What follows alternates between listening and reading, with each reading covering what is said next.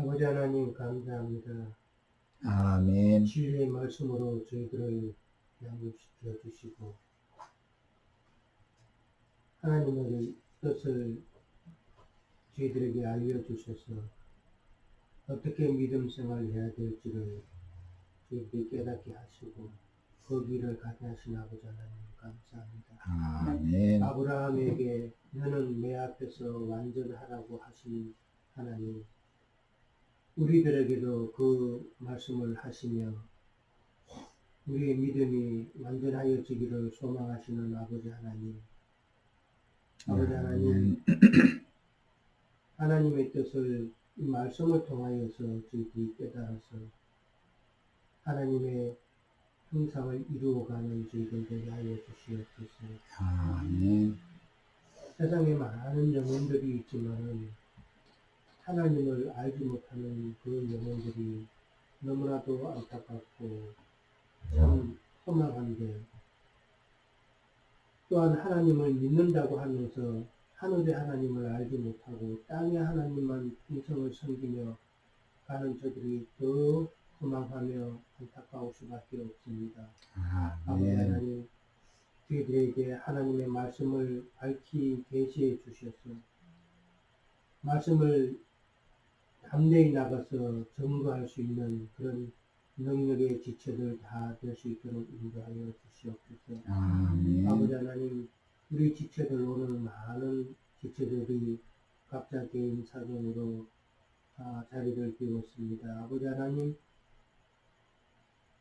이 믿음 생활을 해나가기 위해 부족함이 없는 삶을 살아갈 수 있도록 하나님 생활에 있어서도 안배해 주시고 간섭해 주시기를 원합니다. 아멘. 세상에 얽매여서 살지만은 그러나 세상에 묶임바 되지 아니하고 세상을 초월하여서 하나님을 사랑하며 하나님을 섬기며 하나님의 말씀으로 인하여서 기뻐하는 그런 마무리 인생을 살아갈 수 있도록 인도하여 주시옵소서. 이 아멘. 시간에도 저희들이 말씀을 들으리 아버지 하나님, 우리의 마음문이 활짝 열리게 하여 주시고 하나님의 말씀으로 인하여서 어두웠던 저희들이 아버지 하나님 빛으로 가득 채워 주시기를 소원하며 예수님 이름으로 기도드립니다.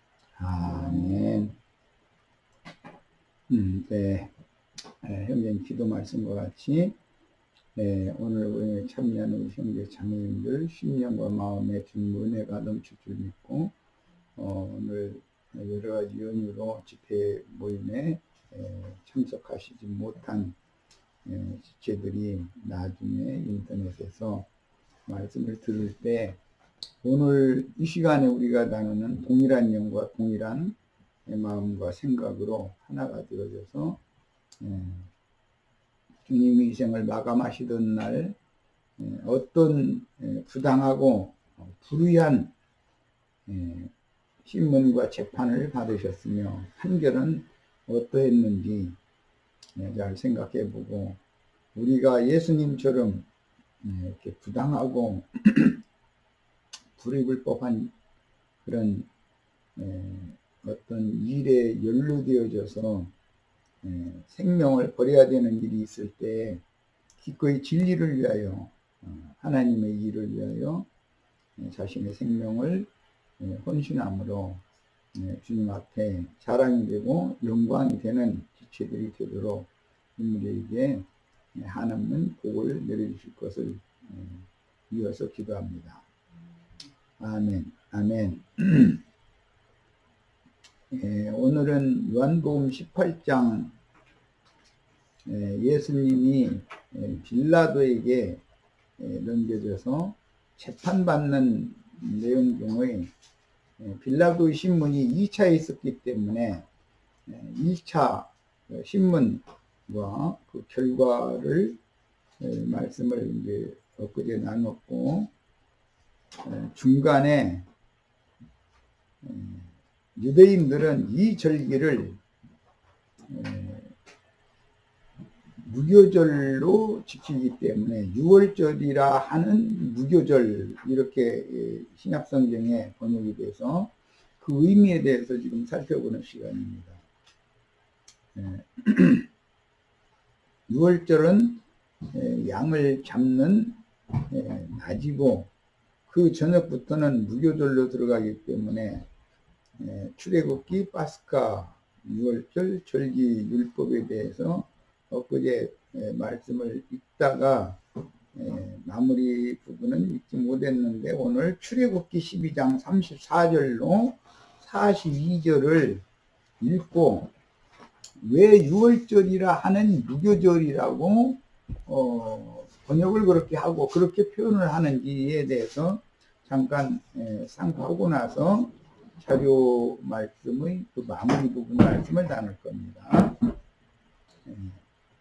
그러나 저녁부터는 반드시 무교병을 먹으라고 그랬기 때문에 유월절이라 하는 무교절이라는 표현을 한다는 거 그제 잠깐 말씀드렸고 그것은 출애굽기 12장 34절에서 42절까지를 읽으면 내 설명하지 않아도 다 이해가 됩니다.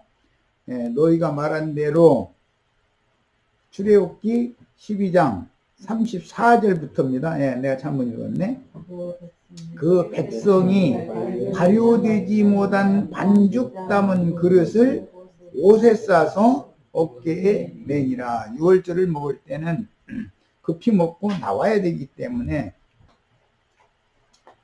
그 밤은 애굽에 내려지는 열 재앙의 마지막 재앙, 10번째 재앙이 집행되는 밤이기 때문에 피바른 집에서 유월절을 먹으면 심판의 사자가 그 좌우인방과 설주에 피가 발라져 있는 집은 건너가는 그런 특별한 하나님의 말씀이 이루어지는 절기의 밤입니다. 그래서 거기 말씀을 응하게 하기 위해서는 반드시 유월절을 먹자마자 급히 나와야 되기 때문에 떡을 구워서 먹을 새도 없이 반죽을 한 반죽을 그릇에 담아 가지고 옷에 싸서 어깨 메고 나와야 된다고 그랬어요. 유월절을 먹은 그 다음 끼부터는 반드시 무교병을 벗어 보여야 된다는 것까지 제가 말씀드렸어요. 이제 무교병의 의미에 대해서도 엊그제 잠깐 말씀드리고 염두에 두고 읽어갑니다. 이스라엘 자손이 모세의 말대로 하여 애굽 사람에게 은금 해물과 의복을 구하매 여호와께서 애굽 사람들에게 이스라엘 백성에게 은혜를 입히게 하사 그들이 구하는 대로 주게 하심으로 그들이 애굽 사람의 물품을 취하였더라 그랬는데 이건 430년 만에 나오는 중이고 그들은 오랫동안 바로의 종이 되어져서 삭도 받지 못하고 노동을 해야 했었기 때문에 이 밤에 나올 때는 당연히 애굽 사람들에게서 삭스를 받아가지고 나온다는 것을 지금 보여주는 거예요. 이때 가지고 나온 은금을 가지고 광야에서는 성막을 건축하는 재료로 다 헌신해서 드리게 되어져서 이때 애굽에서 가지고 나온 은금, 해물 이런 것들이 없다면 성막을 세울 수가 없는 것이다 라는 것에 대해서도 이해를 하시면 세상에서 구속받아서 예수 그리스도의 것으로 나오는 믿는 이들은 교회 생활을 통해서 세상에서 가지고 나온 것을 하나님 앞에 헌신할 수 있게 하셨다라는 것을 알 수가 있습니다. 이것은 은금 얘기는 할 얘기가 많은데 뭐 간략하게 얘기하자면 창세기 시작에 땅의 동방에 동산을 창설하셨는데 그 땅은 하윌라 땅이라고 그랬고 그 하윌라 땅에는 정금과 보석들이 나오는 땅이다 그랬어요. 그 이야기부터 시작해서 계시록 끝까지 계속해서 은금 얘기는 반복해서 나오는데 계시록 거룩한 성 예루살렘은 모두 다 정금으로 되어 있다. 이렇게 완성의 말씀이 창세기에서부터 시작해서 출애굽기, 레위기, 민수기, 신명기, 그 다음에 여호수아까지 거치면서 모세 오경을 지나서 여호수아까지 성막을 건축하고 하나님 앞에 헌신하는 내용을, 은금을 계속 사용하는 내용을 나왔는데, 이제 간략하게 요약하자면 성경에서 거기 나오는 은이라고 하는 것은 예수 그리스도의 구속의 은혜를 대표하는 그런 내용인 거고, 물론 그때 당시는 은이나 금을 귀하게 여겼고, 물론 지금도 그러지만 귀하게 여겼고 가장 가치 있는 걸로 여겼기 때문에 그런데, 이제 신약 성경에서 영적 적용은 우주 가운데 가장 가치가 있는 것은 예수 그리스도의 값없는 은혜로 구속을 받는 것이 가장 가치가 있다는 걸 기본적으로 이해를 하셔야 되고, 구속받은 성도는 최종적으로 하나님 자신의 형상이신 그리스도의 형상과 모양으로 만들어지는 것인데, 그것은 금으로 비유를 해서 신의 성품, 신성은 금으로 비유를 합니다. 성소에는 은으로, 은받침 위에다가 이게 48장의 판자를 세워서 성막을 짓게 돼 있고, 그 다음에 지성소의 모든 기물들은 모두 분향잔도 금으로 만들고, 금제단이라고 그러죠. 그 다음에 속죄소도 좀 금으로 만드는 거예요. 그래서 지성소의 기물은 금으로 만드는 겁니다. 이것은 구속받은 사람들의 영은 모두 신성으로 충만해져야 된다라는 것을 비유적으로 일컫는 말이에요.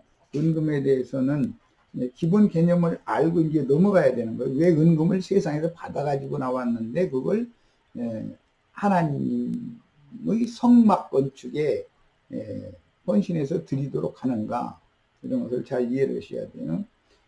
그러면 세상 교계가 사람의 손으로 짓는 성전 건축을 위해서 세상에 돈 내라고 졸르는 말로 이 말씀을 오남용하면 안 된다라는 것을 이해를 먼저 잘 하셔야 되겠어요.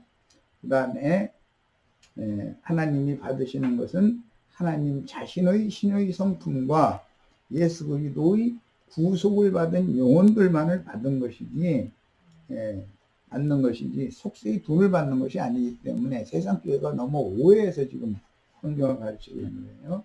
37절 이하로 이제 갑니다. 이스라엘 자손이 라암셋을 떠나서 숫곳에 이르니, 이 숫곳이라고 하는 것이 야곱이 바단 아람에 갔다가 20년 만에 약속의 땅에 돌아와서 하몰의 족속들에게, 그 헷사람들에게 금을 주고 산 땅이에요. 그 숫곳이 그 땅에다가 자기의 우양들을 위하여 우리간을 지었고 가족들을 위하여는 장막을 지었어요. 그래서 그 숫곳이라는 용어 자체가 나중에 쑥하라고 해서 그것이 장막절이라는 용어가 된 거예요. 그리고 사마리아 여자를 예수님이 만났던 그곳이 쑥하성이죠. 우리 번역은 수가성이라고 그랬는데 거기가 쑥하예요. 쑥하.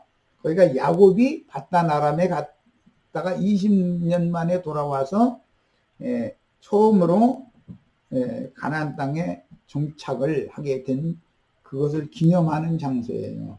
그 쑥곳 지역은 나중에 야곱이 12아들에게 축복으로 다 가나안 땅을 분배를 했는데, 그 중에 요셉에게 그 쑥곳 지역을 기업으로 줬죠. 그래서 므낫세와 에브라임이 후에 그 기업을 차지하게 됐어요. 그래서 그런 연유 때문에 사마리아의 그 북쪽의 사마리아 땅의 쑥하라고 하는 성에서 예수님이 사마리아 그 북쪽에 속한 사마리아 성내의 수카성에서 그 우물가에서 야곱의 우물이라고 그러죠. 거기 우물가에서 여인을 만난 얘기가 이제 신약에 나오는 거예요. 그러니까 연결성을 잘 이해를 하시길 바라요. 마지막 절기가 장막절이에요. 그래서 수카라고 그래요. 자,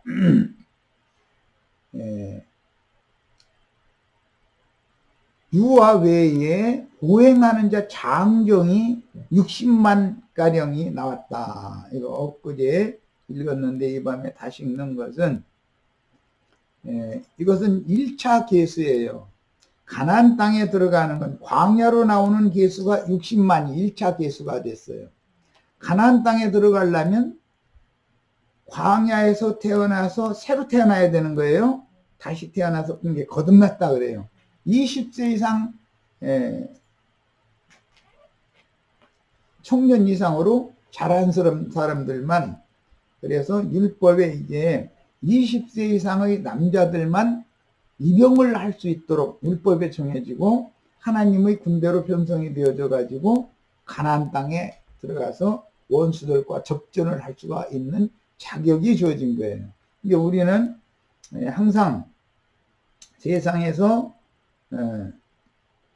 신앙 생활을 처음에 시작하면 어린아이 신앙으로 출발하고 육에 속한 자가 나와서 신앙을 출발하기 때문에 광야 40년 동안에 육신이 후패되어지고 낡아지는 만큼 거듭난 속사람이 장성하게 자라야만 하나님의 군대가 되어져서 영적 전사로 주님을 위해서 헌신을 할 수가 있다라는 기본 원리를 이해하시고 이제 이런 기본 원리를 다 이해하시지 못하면 오늘 나누고자 하는 그 말씀을 이해하는 데 어려움이 생기기 때문에 자료 말씀으로 들어갑니다. 바탕에 지금 서원의 말씀을 나눈 말씀을 마음 바탕에 잘 담아 두시고 자료 말씀을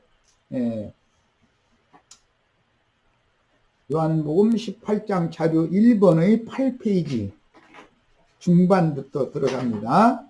이 사람이 행악자가 아니었더라면 예수를 고발하는 내용이에요. 빌라도 앞에. 여기 행악자라는 이 표현은 로마의 무력 통치에 저항하는 이스라엘 사람들은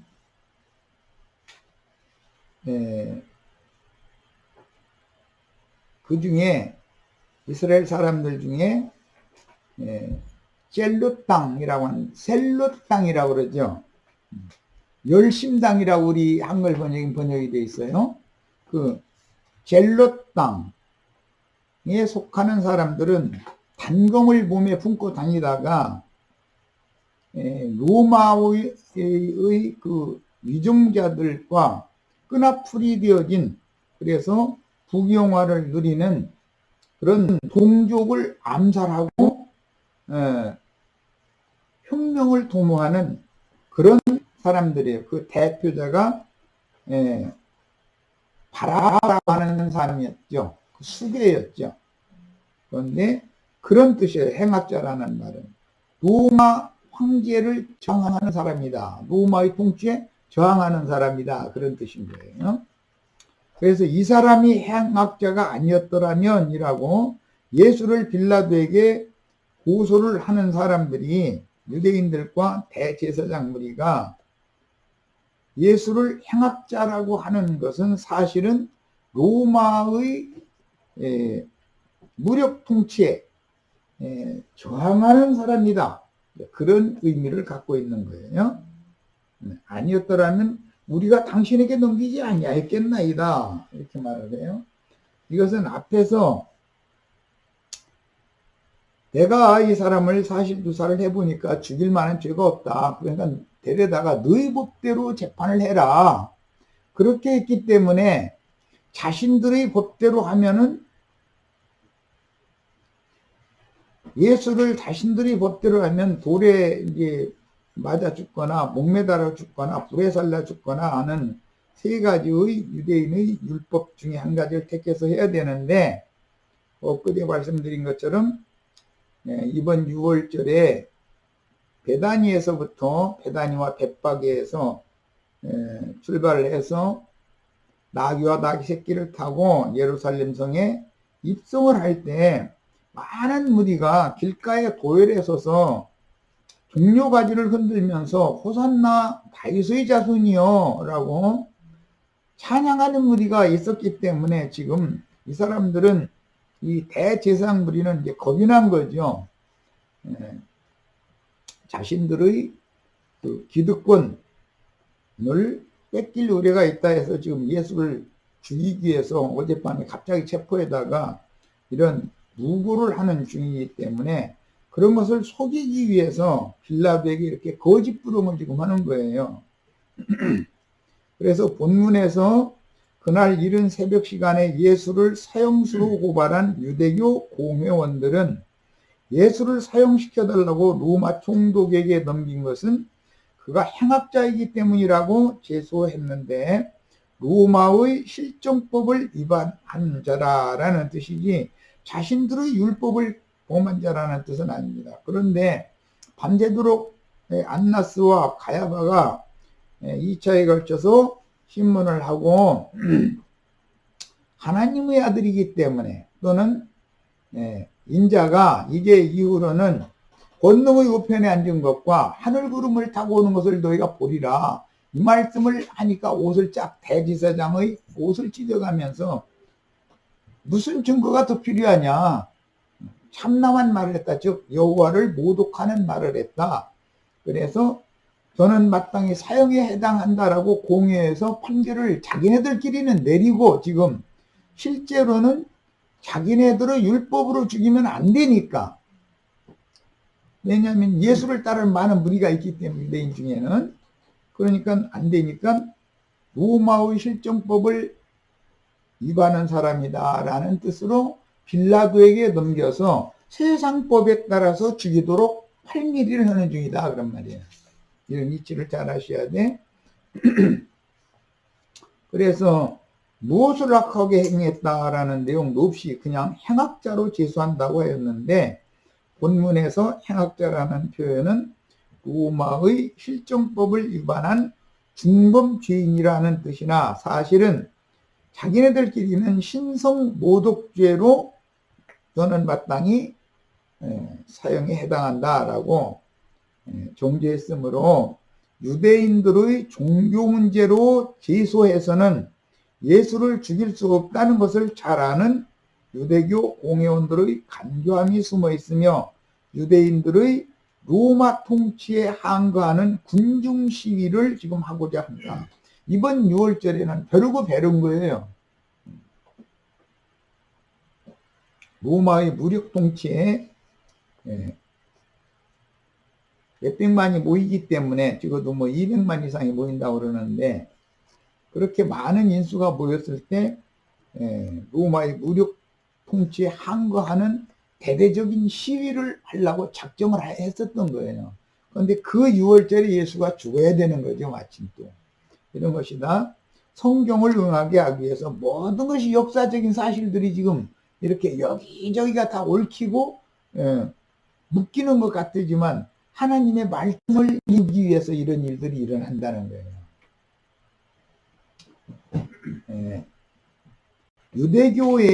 유대교는 모세율법을 크게 오해하였고, 성경을 자신들의 율법 교리로 아는 종교인들이므로 그들의 교리에 의한 전통과 유전들이 성경보다도 더 중요한 사람들이다.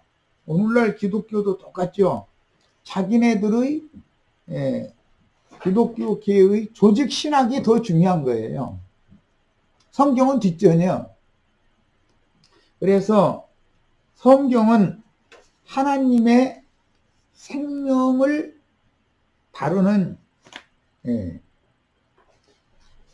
중이기 때문에, 그들의 교리에 의한 전통과 유전들을 성경보다 중요하게 여기면 생명의 말씀을 말하고자 하는 것이 성경이기 때문에 예수님은 성경을 해석할 때 생명을 주시는 하나님, 생명이신 하나님의 말씀으로 모든 사람들이 구속을 받고 생명을 얻는 것을 중점으로 말씀을 나누니까 똑같은 성경 구절이지만 해석에는 어마어마한 차이가 있게 마련이다 이거예요.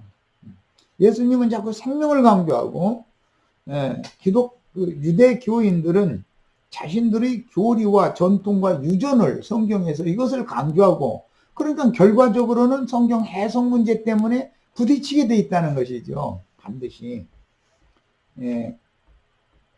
율법 제도의 종교인들은 율법 제도에 의한 교리, 전통, 유전 등을 붙잡으려고 그러고 종교 의식을 행해서 율법 행위로, 즉 의식적인 율법 제사를 통해서 하나님의 영광 앞에 나가려고 하는 그런 관념이 있기 때문에 그 모든 성경이라는 것은 모두 제사법이든 뭐 성막법이든 생활윤리법이든 간에 많은 율법 안에는 많은 게 법조문들이 포함이 되는데, 그런 것은 모두 하나님의 생각은 자기 백성들에게 신의 생명을 부여해서 신의 생명으로 거듭나가지고 온전케 되어진 사람들에게 하나님의 신국을 유업으로 물려주고자 하는데 목적을 두고 말씀을 기록을 해놓은 것이기 때문에, 이런 관점으로 성경을 해석하는 예수님이 마땅치 않고 자기네들의 기득권이 무너질 수밖에 없다 이거예요. 그 듣는 사람들이 들어보니까 제사장들이 가르치는 말씀보다 예수님이 가르치는 말씀이 훨씬 더 은혜가 되는 거예요. 왜? 생명을 얻게 하는 말씀을 가르치니까 많은 백성이 은혜를 받을 수밖에 없죠. 교리, 조직, 율법, 종교 조직 이런 것만 강조해 가면서 헌금 받는 목적으로만 기득권자들의 배 채우는 용도로만 성경을 부분적으로 오남용하고 하는 것이, 그게 늘 갸우뚱하던 많은 백성들이 예수님의 말씀을 들어보니까 생명의 흐름에 있어서 막히는 점이 없이 창세기 시작해서 이렇게 쭉 흘러나오는 거예요. 그러면서 그러니까 은혜를 당연히 받게 마련이죠. 그러니까 유대교 이제 그 공회가 겁이 부쩍 난 거죠. 현대의 기독교인들도 하나님의 아들들을 박해하고 죽이면서 이것이 하나님을 섬기는 예라고 주장하게 마련인 이유는 그들의 조직신학 교리가 생명의 말씀인 성경보다 우선이고, 구속받은 후에 거듭난 속사람이 광야 세상에서 당하는 많은 고난 가운데에서 겉사람이 후패되고 낡아지는 동안 순종을 배워서 속사람이 온전케 되어 의인의 영으로서 오는 세상을 유업으로 받는 진리를 예수님이 증거를 해도 이해도 안 되고 그런 말이 듣기가 싫은 거예요. 자기네 교리만을 붙잡으려고 하는 거기 때문에 전통과 유전과 이런 것들만 자꾸 잡으려고 한다 이거예요. 예수님은 자꾸 생명을 얻되 풍성이 없게 해서 사람들로 온전한 사람이 되게 만들어서 온전케 된 속사람, 새 사람을 하나님의 나라를 유업으로 물려주는 얘기를 자꾸 하려고 그러니까 부딪히는 거죠. 그건 당연히 똑같은 성경 구절이지만 해석에 있어서 너무 다르기 때문에, 관점이, 성경을 읽는 관점이 다르기 때문에 부딪히지 않을 수가 없었던 거예요. 이 생에서는 광야 교회 생활을 마치고 이 장막을 벗을 때는 음부의 낙원에 계신 주님께 데려감을 받고 주 안에서 자다가 오는 부활 때에는 속사람이 빛의 아들로 부활되어 이기는 자들의 첫째 부활에 참여해야만 영광의 세계를 유업으로 받을 수 있다는 진리의 가르침에 대해서는 그들은 관심이 없고, 이런 얘기가 그들의 교리와는 안 맞는 거예요. 그들은 여호와 하나님을 위해서 이 생에 사는 동안 충성을 다하는데, 충성을 다한 것은 성막이나 성전에다가 돈을 갖다 많이 내는 것이 충성하는 거예요. 그렇게 하다가 죽으면 천당이라는 데로 간다. 이것이 그들의 교리란 말이야. 그런데 주님의 가르침은 그게 아니고 믿는 이들이 자기 생애 동안에 신앙생활 잘 하다가 죽으면 음부로 가는 것이다 라고 가르치는 거예요. 천당으로 가는 게 아니고, 음부라는 것은 불꽃 가운데 고민하는 구역도 있고 위로받는 아브라함의 품도 있어서 진실한 믿는 이들은 위로의 구역으로 가는 것이고, 악한 자들은 불꽃 가운데 고민하는 구역으로 갔다가 오는 부활의 때에 마지막 나팔 소리와 함께, 그게 이제 계시록엔 짐승의 때라고 그러는데 최종 주수의 때인 것이고, 그리스도의 심판 때로 다 자던 자들이 일어나서 그리스도의 심판 때에서 이기는 자로 분별이 된 사람들만을 데리고 거룩한 성 새 예루살렘에 들어가게 한다는 것이 주님이 오셔서 가르친 말씀이다 이거예요. 그러니까 유대교 지도자들이 가르친 거하고는 너무 다른 거예요, 이게. 그리고 그들은 예수님의 말씀을 들으면 너무 복잡하다고 생각하는 거예요. 복잡할 게 하나도 없는데, 죽으면 천국으로 간다 뭐 이렇게 말하는 건 사실은 사람들 듣기에는 좋은 말이지만, 성경에 의하면 하나님은 반드시 어떤 한 시대를 정해놓고 그 시대에 맞는 경륜적인 행정을, 무주를 경영하시기 때문에 믿는 이들은 자기 세대 동안에 신앙생활을 해서 자기의 구원을 각자 이룬 그것 그대로를 가지고 육의 장막을 벗으면 음부로 가는 거예요. 음부로. 음부에 가서 오는 부활 때까지 주 안에서 쉰다 또는 잔다 이랬어요. 그래서 주님이 다시 오실 때는 주 안에서 자던 자들을 깨워가지고 데리고 오신다 이렇게 돼 있어요. 그런데 이런 얘기를 하면은 복잡하다, 이게 왜 이렇게 간단하게 하냐 이러는 거예요. 믿는 자 천당, 불신자 지옥 이렇게 가르쳐야지 왜 이렇게 어렵게 하냐 이러는 거예요. 이거는 성경의 진리보다는 기독교계의 교리를 더 우선시한다, 이런 반증이란 말이에요. 그런데 그때 당시도 유대교의 교리를 중요하게 여겼고 전통과 유전을 중요하게 여겼지 성경의 진리에 대해서는 관심이 없었던 거예요. 오늘날도 이것은 너무너무 중요한 문제예요. 예수가 왜 죽음에 넘겨져야 되는지를 지금 말씀을 드리는 중이에요. 예수는 세상에 생명을 주기 위하여, 믿는 이들에게 생명을 주기 위하여 죽어야 되는 건데, 유대교 교인들의 생각에는 자신들이 섬기는 여호와 하나님을 위해서 충성하고 헌신을 잘하면 죽으면 천당이라는 데로 간다 이거예요. 무조건으로. 이렇게 믿는 거예요. 그런데 사실은 그게 다 틀렸다는 것이죠. 이게 참 어마어마한 문제인 거죠, 지금. 자, 그러다 보면 이기는 자들은 거룩한 성에 들어가는 권세를 얻을 수 있지만, 이기는 자가 되지 못한 많은 믿는 이들은 그럼 어떻게 될 거냐 이거예요. 이 사람들은 성 밖에 버려둠을 당한다는 거예요. 그런데 이런 거를 가르치면은 이게 처음 듣는 얘기거든. 그러니까 반대한단 말이에요.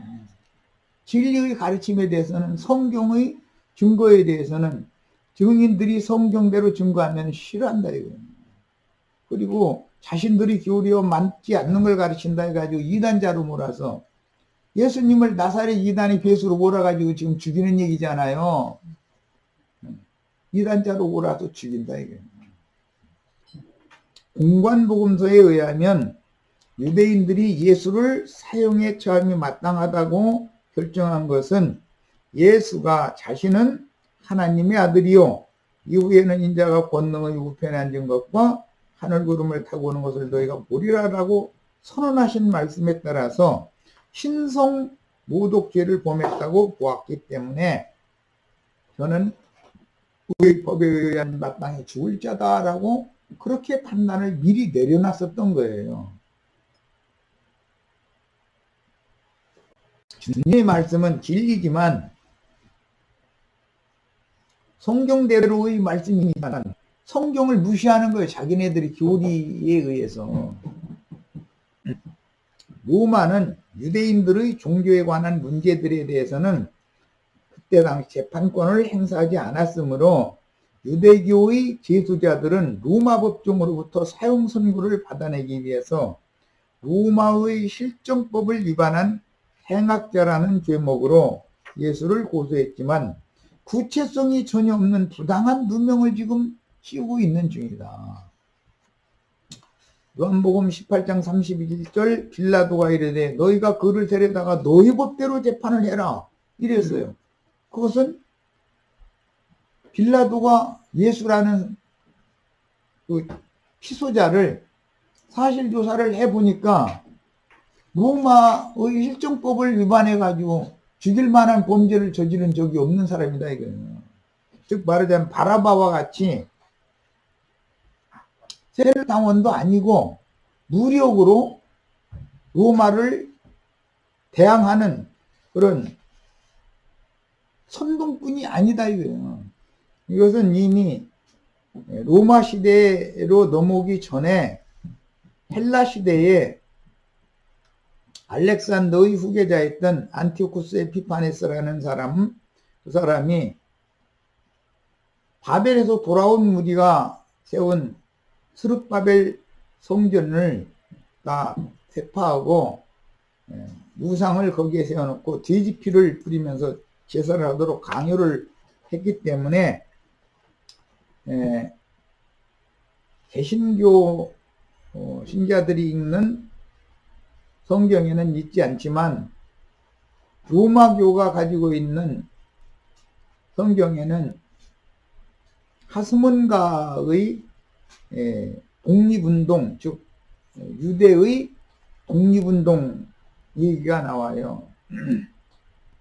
마카베오 상하라고 하는 두 권의 책에 이제 자세히 나오는데 거기 그때 당시 유대 나라의 독립전쟁을 해서 그 하스몬 왕조가 잠깐 세워졌다가 로마가 헬라를 무너뜨리는 바람에 하스몬 왕조가 또 없어져 버리고 헤롯 1세 헤롯이라는 사람을 로마가 유대인의 왕으로 세워버렸단 말이에요.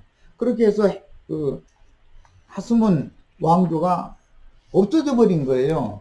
유대의 독립전쟁을 통해서 세웠던 유대 왕국이 없어져 버리고 허수아비 왕인 헤롯 왕이라는 사람이 유대 나라를 지배하고 있다가 죽고 그 헤롯의 아들들이 분봉왕으로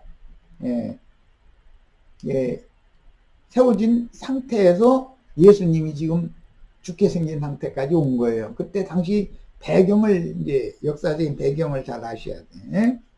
자, 본문에서 너희 법대로 재판하라 라는 빌라도의 반응은 유대인들이 제기하는 소송이 로마 법정에서 재판받을 성질의 계속거리가 아니라 유대인 자신들의 종교 문제라고 여겼기 때문에 유대인들이 종교 문제로 다투는 송사에 개입하여 까닭없이 말려들고 싶지가 않았기 때문에 빌라도는 예수 죽이는 이 부당한 재판에 말려들고 싶지 않은 거예요. 자꾸 할 수만 있으면 손을 빼고 싶은 거예요.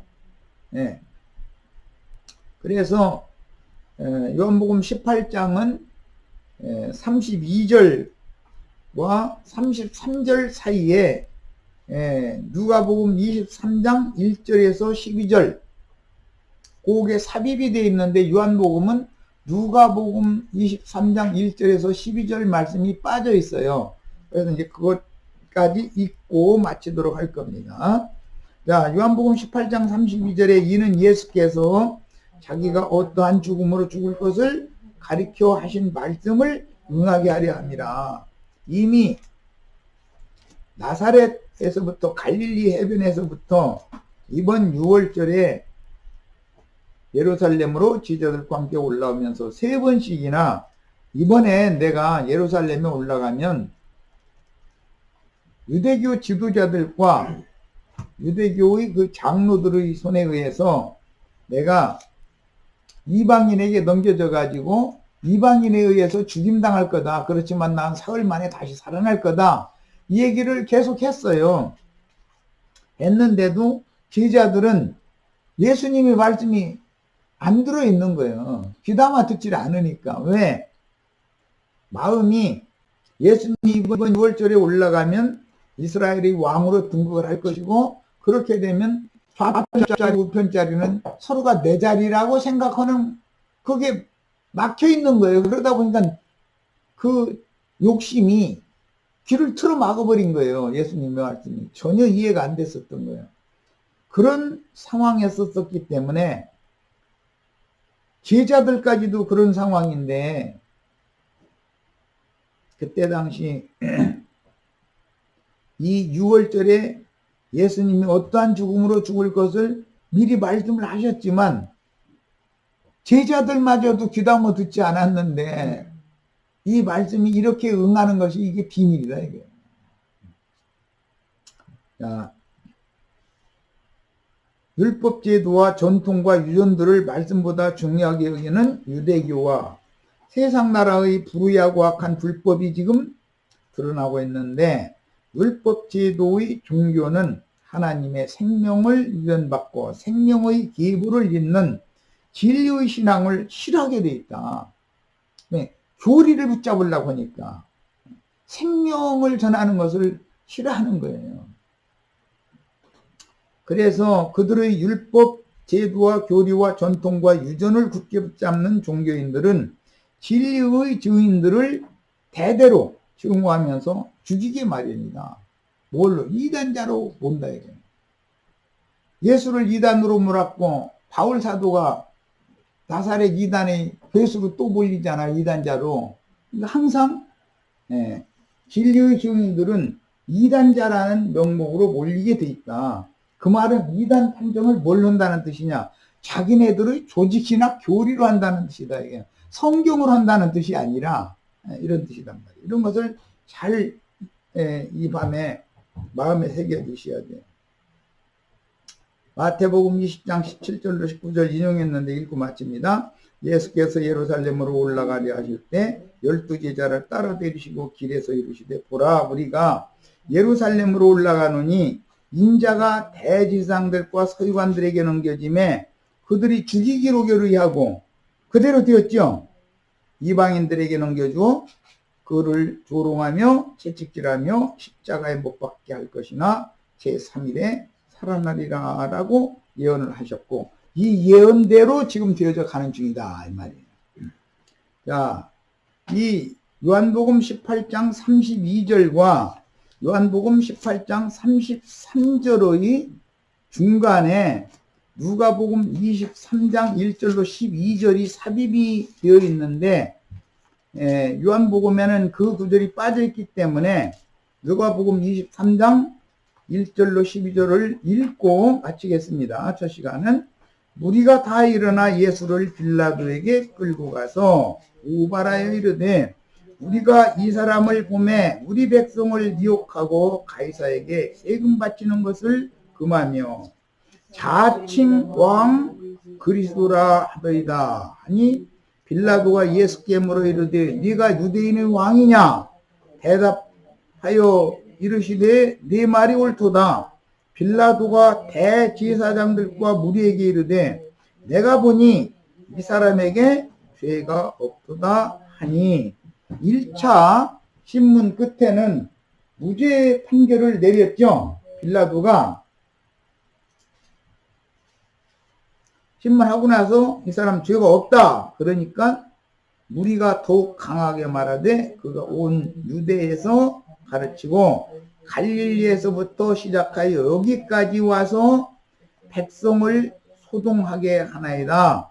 빌라도가 듣고 그가 갈릴리 사람이냐 물어 헤롯의 관할에 속한 줄을 알고 헤롯에게 보내니, 그때 헤롯이 예루살렘에 있더라. 이 헤롯에게 보냈던 이 구절이 요한복음에 빠졌죠. 빌라도가 2차에 걸쳐서 신문을 하는데, 1차 신문은 제사장들이 제소를 받고 바로 신문을 한 거고, 2차 신문 전에 헤롯에게 보냈다가 헤롯이 다시 빌라도에게 예수를 또 보내니까 할 수 없이 2차 신문을 다시 해가지고 2차 신문 때 그렇게 사형 판결을 내리게 된 거예요. 그런데 두 번 다 유대인들에게 나가서 나는 이 사람에게서 죽일 죄를 찾지 못했다라고 두 번 다 무죄자인 것이 판결을 내렸어요. 그럼에도 유대인들이 예수를 구태 죽여야 된다고 소요를 일으키니까 소요를 무마시키기 위해서 예수 한 사람 죽이는 게 낫잖아요. 자기 정치 생명이 걸린 문제니까. 그래서 예수를 죽이게 된 거예요. 이런 이제 요한복음 18장 32절까지 1차 신문 내용과 요한복음에서는 33절 이하의 2차 신문 바로 이어지지만 사실은 그 중간에 삽입으로 갈릴리에서 온 사람이라는 말을 듣고 나서는 갈릴리 지역의 분봉왕이 헤롯 안티파스라는 사람이었기 때문에 그때 절기를 지키러 헤롯 궁에 와 있는 헤롯에게로 예수를 보냈었던 거예요. 자, 그건 이제 더 읽어 나갑니다. 8절부터 12절 읽고 마칩니다. 헤롯이 예수를 보고 매우 기뻐하니 이는 그의 소문을 들었으므로 보고자 한지 오래였고, 그러니까 갈릴리 지역에서부터 가버나움에서부터 사역을 시작했으니까 갈릴리 지역의 분봉왕인데 소문을 못 들었을 리가 없죠. 그런데 또한 무엇이나 이적 행하심을 볼까 바랐던 연골로라. 갈릴리 지역에서 전도를 처음에 하실 때 예수님은 이적과 표적을 참 많이 행했죠. 그러니까 그런 소문을 들은 거예요. 그러니까 이제 자기 앞에 죄수 신분으로 끌려왔으니까 여기서 무슨 자기가 깜짝 놀랄 만한 어떤 표적을 또 보일라나 싶어서 기대를 하고 있는 거예요, 지금. 그런데 예수님이 여러 말로 물어도 아무 말도 대답을 안 들어하는 거예요. 그러니까 쉽게 말해서 너하고는 상종하고 싶지도 않아. 이제 그 말이잖아요. 이 헤롯 가문은 유대인의 가문이 아니라 이두메 족속이죠. 에돔 족속이에요.